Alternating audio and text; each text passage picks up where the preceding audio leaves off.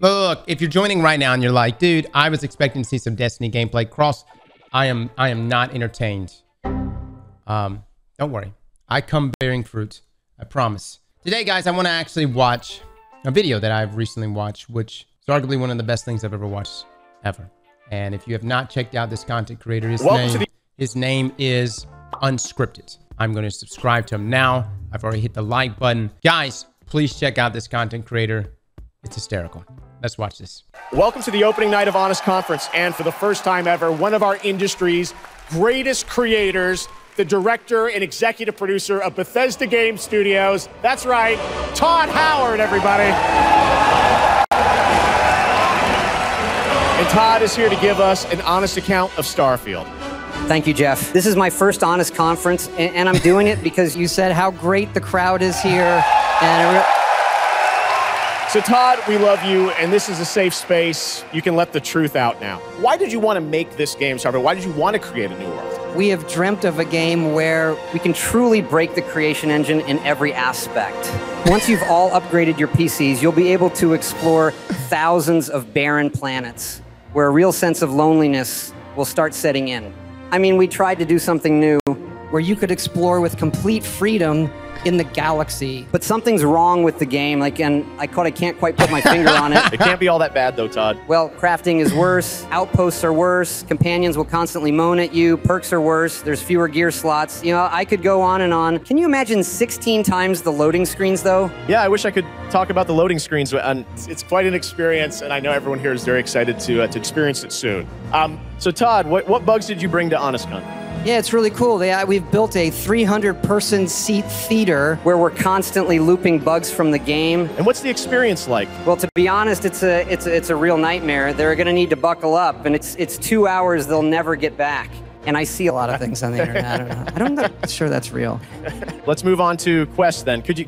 I gotta say, dude, the AI voice overlay here is so seamless, and then to also jump in here and still capture the actual clips themselves is fantastic.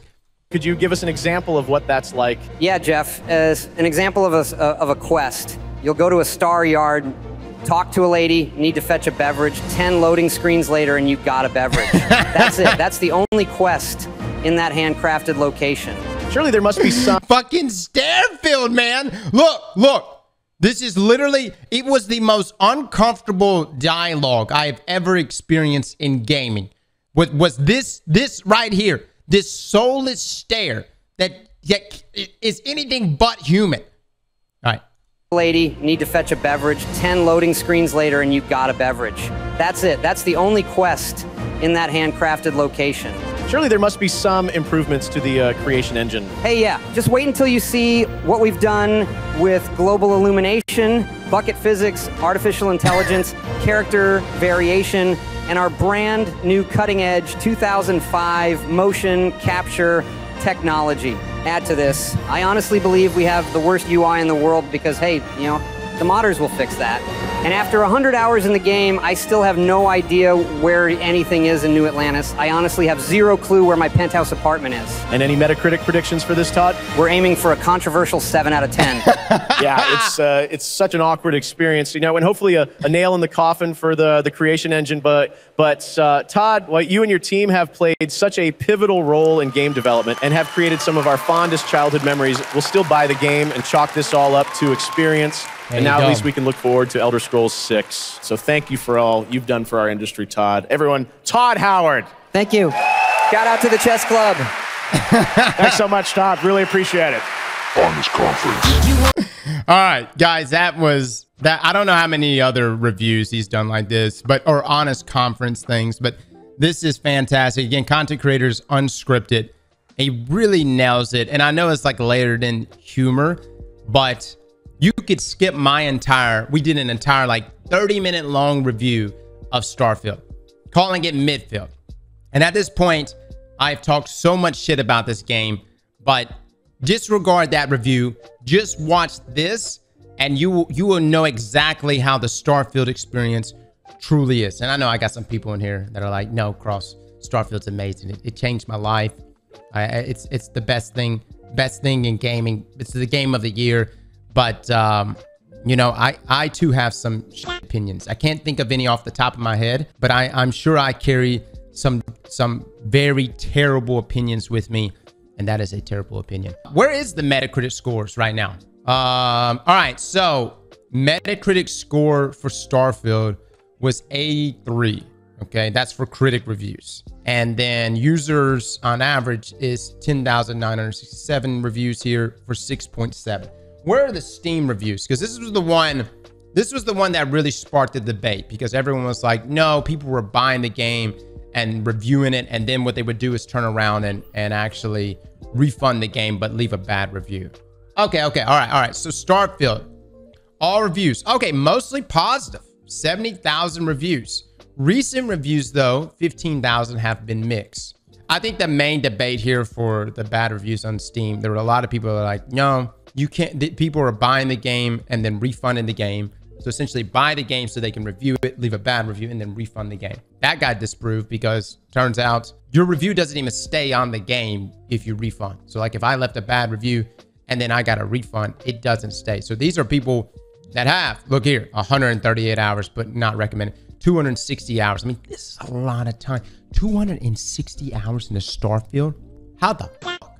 At the same time, this guy's got 509 hours in the Starfield, of which he recommends. Obviously, there are people out there that do like the game. I could barely make it to 30 hours. 30 hours felt like an eternity. The whole process was terrible from start to finish for me. But I understand that my opinion is completely different from a lot of others. Metacritic reviews, though, 6.7 here for users. Now, yeah, there could be some review bombing, but the point is that there is no way in hell Starfield should win Game of the Year. And there's still some conversation surrounding that it should.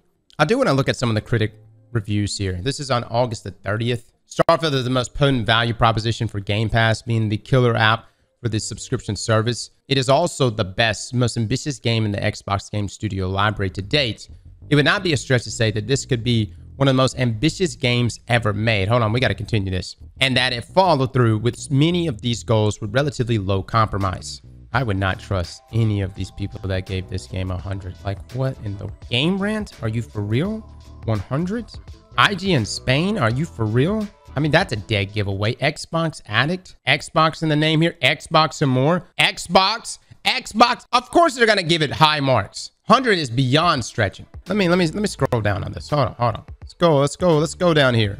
PC Max. Starfield is a massive space-based RPG with a galaxy of content to explore, but has a surprising lack of ambition. Agree with that. GameSpot.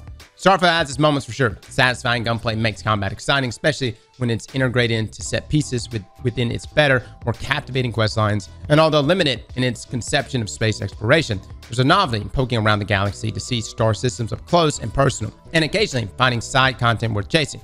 However, it struggles to deliver a cohesive and memorable RPG experience among the seemingly boundless sea of stars. For all its reverence for scientific philosophy, its stories and characters paint a rather tame and sterile vision for what our spacefaring future could look like. When you strip Starfield down to its essentials, it relies on tried and true but well-tread formula while missing some of the depth of games that came before it. Starfield is a game more concerned with quantity than quality and leave the experience at surface level.